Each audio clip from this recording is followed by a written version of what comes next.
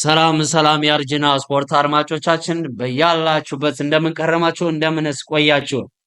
ተጠባቂ የአውሮፓ ቻምፒዮንስ ሊግ የሩብ ፍጻሜ ጨዋታ በኢንተር ሚላን ሳን ሲሮ ወይም ደግሞ በኢንተር ሚላን ጆሴፒ ሜዛ ስቴዲየም ኢንተር ሚላን ከባርሴሎና የዓለም የእግር ኳስ አፍቃሪያን ዘንድ ታላቅ ጨዋታ ምናልባት በእነዚህ ጥቂት ዓመታቶች ውስጥ ከታዩ ምርጥ የጥሎ ማለፍ ውድድሮች ብዙ የጥሎ ማለፍ ውድድሮች ጨዋታዎች ተመልክተናል። ባርሴሎና ከሊቨርፑል እንዲሁም ባርሴሎና ከኢንተር ሚላን በድጋሚ ባርሴሎና ከሮማ ብዙ ካምባኮችን ተመልክተናል። በትላንትናው ዕለት ግን የአውሮፓ ቻምፒዮንስ ሊግ የወቅቱ የአውሮፓ ሀያል ክለብ ባርሴሎና በአውሮፓ ቻምፒዮንስ ሊግ ከፍተኛ ጎል ያስቆጠረበት እንዲሁም ደግሞ ኢንተር ሚላን በአውሮፓ ቻምፒዮንስ ሊግ መድረክ ጥቂት ጎል የተቆጠረበት ሲሞኔ ኢንዛጊ ይህንን ክለብ በድጋሚ የአውሮፓ ቻምፒዮንስ ሊግ የሩብ ፍጻሜ ለማድረስ የተደረገ ታላቅ ፉክክር በብዙሃን ዘንድ ተወዳጅነትን ያገኘ እያንዳንዱ ደቂቃ ባላለቀ የሚያስወለድ ታላቅ የአውሮፓ ቻምፒዮንስ ሊግ ምሽት በሳንሲሮ ተመለከትን። ዋው ዋው ዋው! የሚገርም ጨዋታ።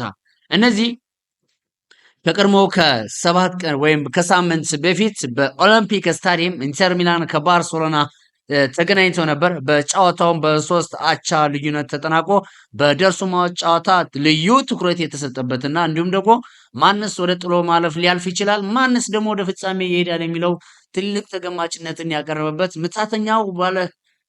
ምታተኛው ያሚን ያማል እንዲሁም ደግሞ የልዩነት ፈጣሪ ዳንፍራንስ በጨዋታ ልዩ ትኩረት የተጠበቀው የዚህ የያሚን ያማል ሂደቶችና በባለፈው ጨዋታ ላይ ጥሩን እንቅስቃሴን ሲያስመለከትን የተመለከተው ላውታሮ ማርቲኔዝ ከጉዳት ተነስቶ ምንስ ተግዳሮትን ወይም ደግሞ አገልግሎትን ይሰጣል የሚል ነገር ግን ክቡራን አድማጮቻችን ይህ ጨዋታ በተመልካች ዘንድ በጣም ተወዳጅነትን ያገኘ በየሰከንዶቹ አንዱን መሪ የሚያደርግበት ዳኛ ፍሽካ በሽርፍራፊ ሰከንዶች ጎሎች የሚቆጠሩበት ድጋሚ ሌላኛው መሪ የሚሆንበትና ሌላው አሸናፊ የሚሆንበት ያልታወቀበት 120 ደቂቃዎችን እየፈጀበት ይህም ወደ 2 ሰዓት ቁጭ ብለን በአጠቃላይ ማለት ወደ 3 ሰዓት ተኩል በደርሶ መልስ ጨዋታ የተመለከትንበትና 13 የአውሮፓ ቻምፒዮንስ ሊግ የእርስ በርስ ግብ የተቆጠረበት ታላቅ ውድድርና ታላቅ መድረክ ነው በትላንትናው ዕለት አሳለፈን።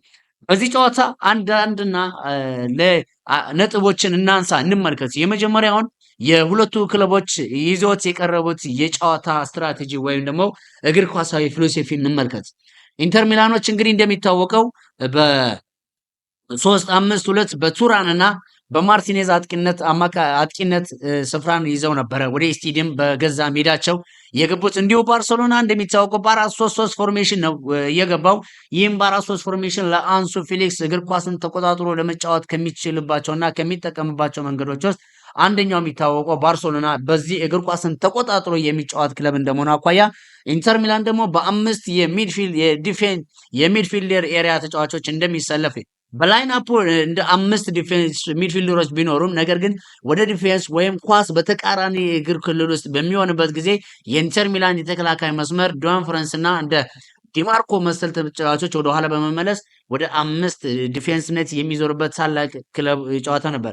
በመጀመሪያው ጨዋታ ላይ እንግዲህ እንደሚታወቀው ያሚን ያማል በጨዋታው ጥሩ እንቅስቃሴ ጎልም ከማስቆጠር አሲስትም ከማድረግ የጨዋታው ኮከብም ከመባል ኮከብ ዳንፍራንስ የተባለው ነገር ግን የጨዋታው ምርጥን እንቅስቃሴ ያስመለከተን ያሚን ያማል ለማቆም የተጠቀመበትን ዘዴ የተመለከትንበት ነበረ።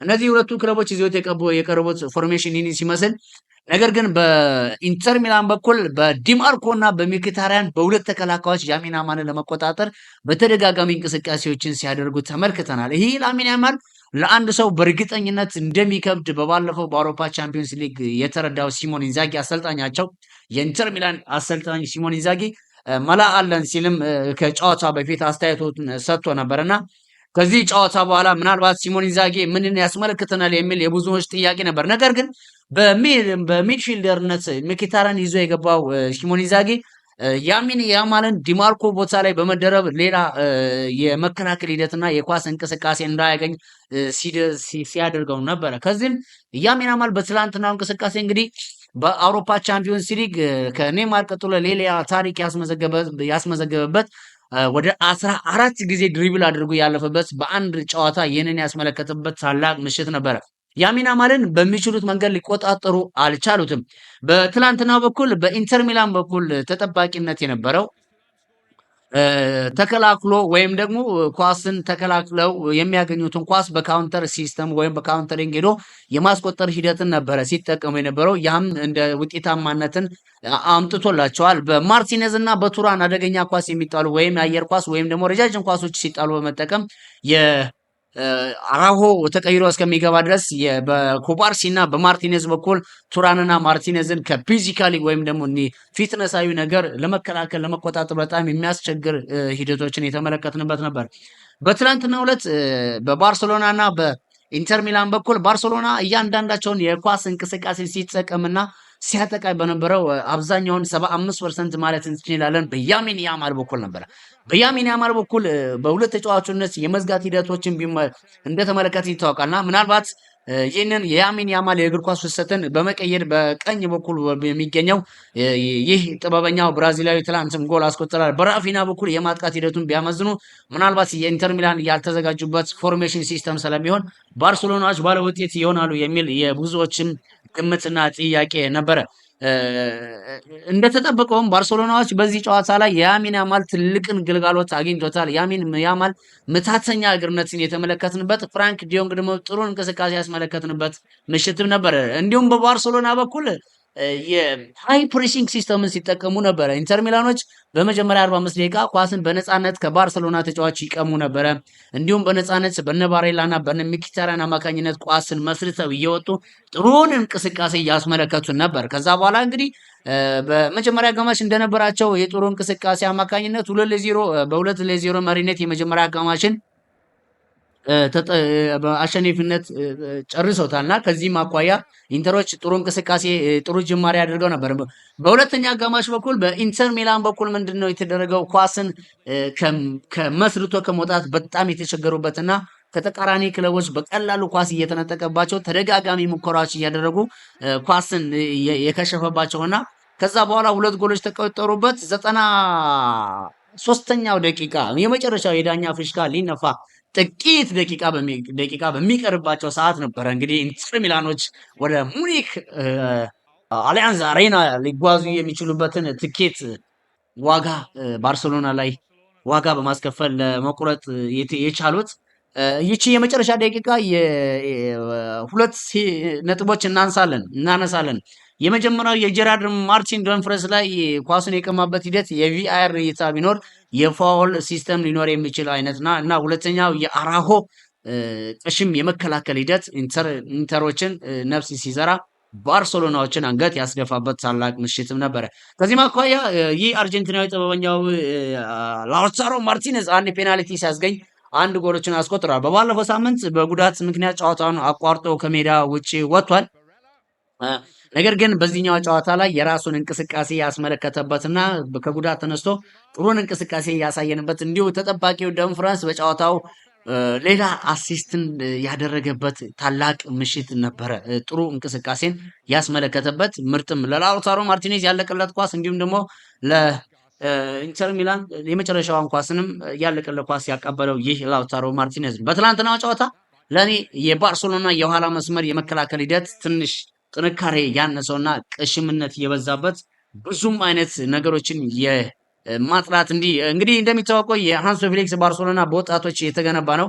ከተከላካይ አንስቶ እስከ አጥቂነት ሚና ድረስ ያሉት ከሮበርት ሌዋንዶውስኪ እና ከራፊና ሲቀጥል በእድሜ ትንሾች ናቸው። በእድሜ ትላልቆች የሚባሉት በባርሴሎና ስብስብ ውስጥ እነሱ ናቸውና ከዛም አኳያ ሁለተኛ የሁለት ተመላላሾች የባርሴሎና የሁለት ተመላላሾች በጉዳት ባርሴሎና ማጣት ዋጋ አስከፍሏቸዋል። እንግዲህ እንደሚታወቀው ኩንዴ በባለፈው ጨዋታ ላይ ጉዳት አስመልክቶ ከሜዳ ወጥቷል። ባልዴም ከዚህ ቀደም በነበረው ጉዳት አስመልክቶ ወጥቷል። ለጨዋታው ይደርሳል የሚል ግምትም ነበረን። ግን ከጨዋታው ሳይደርስ ይህ ተጠባቂው የአውሮፓ ቻምፒየንስ ሊግ የባርሴሎና የባልዴን ማጣቱ ዋጋ እንዳስከፈላቸው ብዙውንም እያስነሳ ይገኛል። እንዳጠቃላይ በጣም ትልቅ ፉክክር የታየበት በእግር ኳስ አድናቂያን ዘንድ ልዩ ደስታን የፈጠረበትና እንዲሁም ደግሞ ብዙውንም ትኩረት ያልጠበቁበት አንዱን ቀና የሚያደርግበት አንዱን ዝቅ የሚያደርግበት አንዱን ፉክክር ውስጥ የሚከትበት ታላቅ ምሽት የአውሮፓ ቻምፒዮንስ ሊግ ያሳለፍንበት ታላቅ ምሽትም ነበር።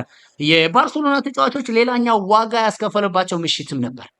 ይህ ታላቅን ዋጋ ያስከፈለባቸው ምሽት እንደ አራሁ ተደጋጋሚ ሁለት ስህተት ለባርሴሎና ተጫዋች ዋጋ ያስከፈለበትና የባርሴሎና ተጫዋቾች እንደሚታወቀው ትላንት እስከ 92ኛ ደቂቃ ድረስ በ4-3 መሪነት ጨዋታውን እየመሩ ነበረ። ነገር ግን በዚህ ጊዜ 6 ተጫዋቾችን ወደ ማጥቃት ከመላክ ምናልባት የመከላከል ሲስተምን ቢጠቀሙትና አፈግፍጎ መጫወትና ኳስን ተቆጣጥሮ ኳስን እያንሸራሸሩ ቢጫወቱ ባርሴሎናዎች ይህን ጊዜ ለፍጻሜ የሚያልፉበት እድል በገዛቻቸው የላኩበትና ያበላሹበት ታላቅ ምሽት ነበር።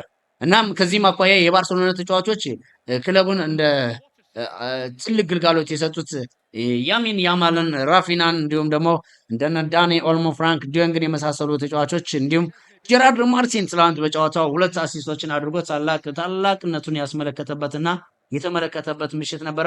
ነገር ግን በአንዳንድ ተጫዋቾች ባርሴሎናዎች ዋጋ የከፈሉበት ትልቅ ምሽትም ነበረ። እንዲሁም ከዚህ መሀል ስናነሳ ይሄ የባርሴሎናን እንዳማንሳታችን አኳያ የኢንተር ሚላን ደግሞ ጠንካራትና ታጋይነት እንዲሁም አልሽነፍ ባይነት የሚገርማቸው ኢንተር ሚላን ከ2-0 መሪነት ወደ 2 አቻነት ተቀየረ። ከ2 አቻነት ወደ 3-2 ይህ ባለቁ ሽርፍራፊ ሴኮንዶች ላይ ያለማቋረጥ እንደዛ እየዘነበ በሚገኘው ዝናብ ላይ ያለማቋረጥ ከላብ በላይ ደምን እስከ መስጠት የተፋለሙበት ከደጋፊዎች ጋር ፍጹም መዋሃድን ደጋፊዎች ፍጹም ያበረታቱበትና የኢንተር ሚላን ተጫዋቾች አጠቃላይ ጠንካራነትና ታጋሽነትን እንዲሁም ታጋይነትን የተመለከትንበት ታላቅ የአውሮፓ ቻምፒዮንስ ሊግ ምሽት ነበር። ኢንተር ሚላኖች በሚመሩበት ጊዜ እንግዲህ ወደ ማለቂያው ሰዓት አካባቢ ነበረ። ኢንተር ሚላኖች አልደነገጡም፣ ሜንታሊቲ አልተሸነፉም፣ ሜንታሊቲ አልፈሩም። ከዚህም አኳያ ኢንተር ሚላኖች በጨዋታው ጥሩን እንቅስቃሴና ጥሩን የመጀመሪያ አጋማሽን ቢቆጣጠሩ የሁለተኛ አጋማሽ ላይ ተከታታይ በተቆጠረ በዳኒ ኦልሞና ኤሪክ ጋርሻ ጎሎች በተቆጠሩባቸው 2 ጎሎች ተቆጥሮበት ወደ ጨዋታው ሪትም ባርሴሎና የተመለሰበት ነበር። በዚህም የባርሴሎና ሜንታሊቲ ወይም ደግሞ የባርሴሎና ሜንታሊቲዎችንም ማንሳት እንችላለን። ባርሴሎናዎች በዚህ ጨዋታ ላይ ሜንታሊቲያቸው በጣም የሚገርምና በጣም ትልቅ የአእምሮ አእምሮን የገነቡበት ታላቅ ምሽትን ያስመለከቱበት ነበር። ይሄ እንግዲህ በመጀመሪያ አጋማሽ በኢንተር ሚላን ሜዳ 2-0 በመሪነት 2-0 የተመራ ክለብ ወደ ጨዋታ ለመመለስ በጣም ሜንታሊቲ የሚጠይቅ ነበር። ነገር ግን በተደጋጋሚ አስመለከቱን። በሜዳቸው የመጀመሪያ አጋማሽ 2-0 የተመሩ ድጋሚ በኢንተር ሜዳ 2-0 ተመሩ። ነገር ግን ይህንን ጨዋታ የመቀልበስ ሜንታሊቲያቸውን የተመለከትንበት ኳስን ተቆጣጥረው በአሳማኝ ሁኔታ የሄዱበትና የኢንተር ሚላን ተጫዋቾች ደግሞ እስከ ጠብታው እስከ ሽራፍራፊ ሰኮንዶች ዋጋ የከፈሉበት ደም የተፉበት ታላቅ ምሽትም ነበረ። ከዚህም ባሻገር ኢንተር ሚላኖችን ወደ ፍጻሜው እንዲጓዙ የረዳቸው ይህ አንድሬ ኦናናን ከሸጡ በኋላ በ5 ሚሊዮን ያስፈረሙት የጨዋታው ኮከብ የጨዋታው ልዩነት ፈጣሪ ሶመር ልዩ ብቃት የተመለከትንበት ያለቁ አደገኛ ኳሶችን ያዳነበትና ያከሸፈበት ወደ ፔናልቲ ኤሪያ ሊመራ የሚችል ጥቂት ደቂቃዎች ብቻ በቀሩበት ደቂቃዎች ውስጥ ያሚን ያማልን የመሳሰሉ እንዲሁም አደገኛ ያለቁ ኳሶችን አስገራሚነትን ያስመለከተበት የሶመር ልዩ ብቃት የተመለከትንበት ይህ የኢንተር ሚላንና የባርሴሎና የሩብ ፍጻሜ ጨዋታ በኢንተር ሚላን 4-3 አሸናፊነት በአግሪጌት 7-6 አሸናፊነት ኢንተር ሚላን ወደ ሙኒክ አሊያንዝ አሬና እያቀናበት ታላቅ ምሽትም ነበረ። ይህ አርጂና ስፖርት ነው። ክቡራን አድማጮቻችን ቻናሉን ሰብስክራይብ በማድረግ ትኩስና ፈጣን ስፖርታዊ መረጃዎችን ከኛ ዘንድ ያገኙ እንላለን።